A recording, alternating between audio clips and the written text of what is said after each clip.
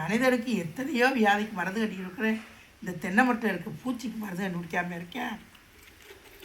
சும்மா வந்து பேசிட்டு போகிறார் அந்த ஆள். இந்த கத்தரிக்காய் இந்த மாதிரி விட்டு விட்டால் நறுக்காமல் முட்டை முட்டையாக நறுக்கி போட்டு பிடிக்க பாருங்கள். பானத்தை எடுக்கையில் மீன் அப்படியே இருக்குது. இது என்ன மீன்மா? இது வந்துமா முரல் மீனுமா. இந்த முரல் மீனை சும்மா ஒரு காய்ச்சினா உடஞ்சி போகும். அஸ்ஸலாமு அலைக்கும். எல்லோரும் நல்லா இருக்கலாமா? அல்லாவுடைய அம்மானதமாக இருங்க. நீங்கள் நல்லா இருங்க, நாங்கள் நல்லா இருக்கோம் இன்ஷா அல்லாஹ். இன்றைக்கி வந்து இந்த முரல் மீன் வாங்கிட்டு வந்திருக்காங்க. இந்த முரல் மீனை சும்மா காய்ச்சாமல் பொரிச்சு போட்டு காய்ச்சறது. பொரிச்சு காய்ச்சணும்டா அப்படியே கிடக்கு, இல்லாட்டி உடஞ்சி இப்படியே புட்டு புட்டா உடை இந்த மீன். அதுக்காக ஒரே டேஸ்ட்டு ஆனம் காய்ச்சறதுனால இன்றைக்கி பொரிச்சு காய்ச்சுவோம்ட்டு இந்த மீனை வந்து கரெக்டாக மீனை பொரிக்கிறதுக்கு கழுவி வச்சுருக்கேன். அதுக்கு மசாலா வந்து கொஞ்சோண்டு மஞ்சத்தூள், உப்புத்தூள், மிளகாப்பொடி, ஜீரகப்பொடி, மிளகு பொடி, அவ்வளோது எல்லாத்தையும் போட்டு இந்த மீனை அது எல்லாத்தையும் போட வேண்டியது. அது இருக்கட்டும், அனுப்பி போடுங்க. இதுவே அதிகம் எண்ணெய் இருக்குது. பிரட்டியாச்சு. பிரட்டி எடுத்து புளி இதில் வச்சுருக்கேன் அந்த அடியிலேயே. ஒவ்வொன்றுக்கும் அப்படி போகாதுன்னு சொல்லியிருக்கேன் உன்னையே. மசாலாவிலேருந்து பிரட்டி எடுத்து வச்சாச்சு. இது வந்து ஒரு 10 நிமிஷம் இருக்கட்டும்.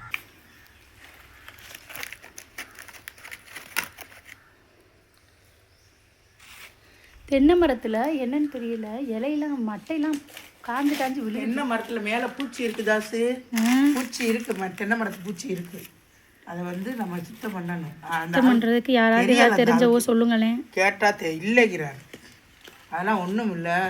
வெள்ளை பூச்சி, கிள்ளை பூச்சி இருக்குது, மாவு மாதிரி பூச்சி இருக்குது. மாவு மாதிரி பூச்சி தான் அதுக்கு மருந்து வச்சுருப்பான்ல உலகத்தில். மனிதனுக்கு எத்தனையோ வியாதிக்கு மருந்து கட்டிக்கிட்டு இந்த தென்னை மட்டை இருக்குது, பூச்சிக்கு மருந்து கண்டுபிடிக்காமல் இருக்கேன். சும்மா வந்து பேசிட்டு போகிறார் அந்த ஆள். அதை எப்படி நீங்கள் சொல்கிறீங்க பூச்சிக்கு மருந்துலட்டு?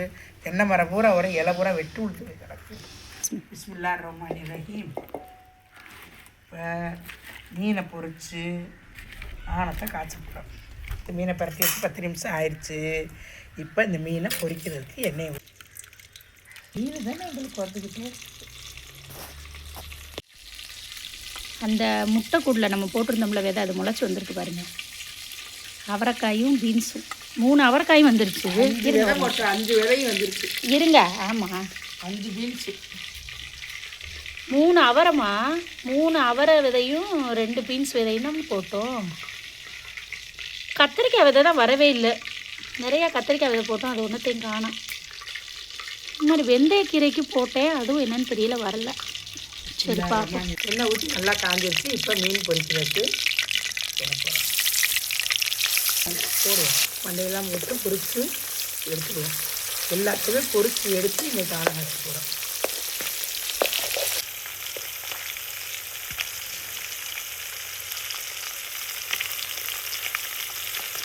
இந்த மீனை வந்து ரொம்ப பொரிக்கக்கூடாது, மொறுன்னு சும்மா ஒரு எண்ணெயில் பிரட்டிட்டு எடுக்கிற மாதிரியே அரை வேக்காடாக எடுத்து அடத்தில் போடணும். ஒரு அளவு வெந்தால் போதும். மீன் ஒரு அளவு பொரிஞ்சிச்சு. இந்த மீன் வந்துருச்சு. இதையும் எடுத்தோம்.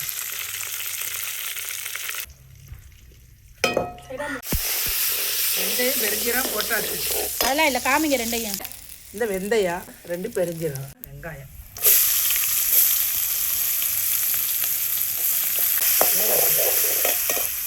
வெந்தயம் பெருஞ்சீரகம் வெங்காயம் வேகுது. இப்போ 2 வெள்ளைப்பூடு.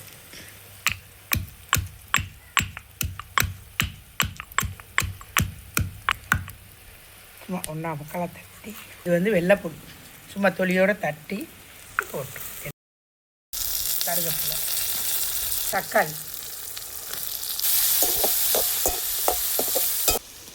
இங்கே இருக்கு முத்தி போய் இந்த இருக்கு கொடுங்க. இங்கே ஒரு பச்சை இந்த இருக்கு, அந்த கீழே உள்ளதே கொடுங்க.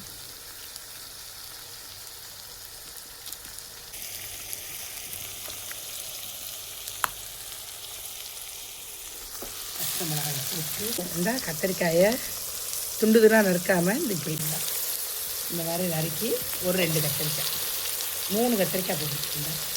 அவ்வளோ போட்டுட்டு வேகலை எண்ணெயில் வதக்கிக்கலாம்.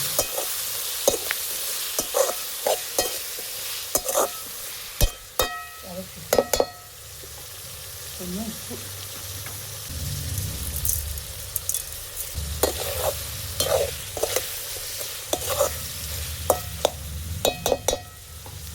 எல்லாம் வச்சுட்டு உப்பு போட்டு கொஞ்சம் பிறக்கி விட்டு மூடி வச்சிடணும் கொஞ்சம் நேரம்.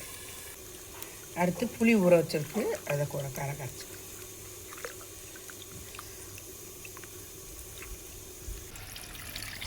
புளி அளவான புளி தானே போட்டேன். ஆமாம் ஆமாம். இது குழம்பு மிளகா மசாலா பொடி வீட்டில் அரைச்சது போடுறேன்.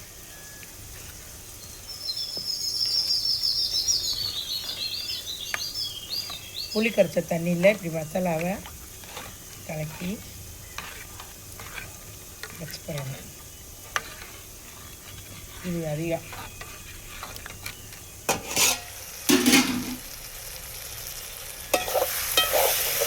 நல்லா வெந்துச்சு.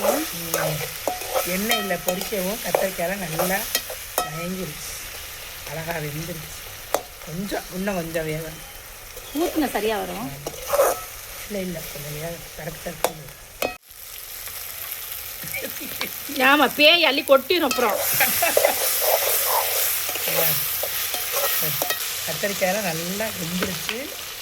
இப்படி வச்சுட்டோம்னா அந்த கத்திரிக்காய் நல்லா இருக்கும். இல்லாட்டி எண்ணெய் புளியை ஊற்றுறோன்னா டக்குன்னு இருக்கும். அது கருக்குன்னு அதுக்காக வேண்டி புளியை கரைச்சி இப்போ மசாலா ஊற்றுறோம்.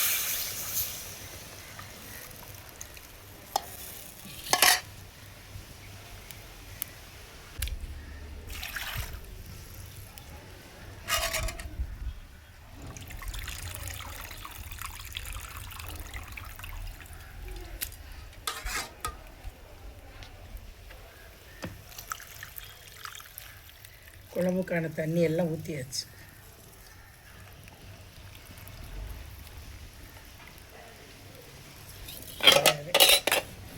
அவ்வளோதான், குழம்பு ரெடி ஆயிடுச்சு.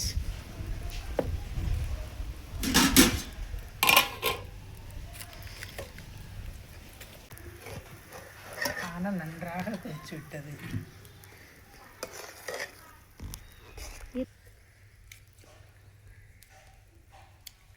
தேன் சொட்டு அவளா வச்சு அவங்களா தேன் சொட்டுன்னு சொல்லிக்கிடுவாங்க. இப்போ நான் வச்சு நான் தான் சொல்லுவேன். அப்படியா அடுத்து இப்போ ஆனை நல்லா கொதிச்சிருச்சு.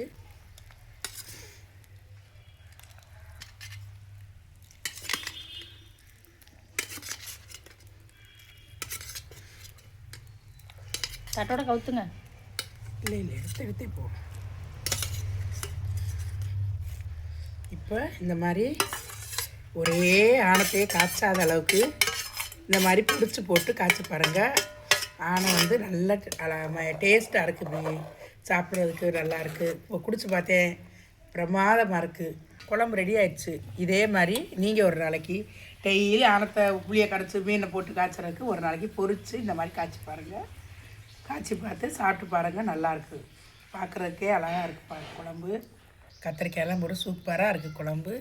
இந்த கத்திரிக்காய் இந்த மாதிரி விட்டு விட்டால் நறுக்காமல் முட்டையாக நறுக்கி போட்டு பிடிக்க பாருங்கள். ஆனத்தை எடுக்கையில் மீன் அப்படியே இருக்குது.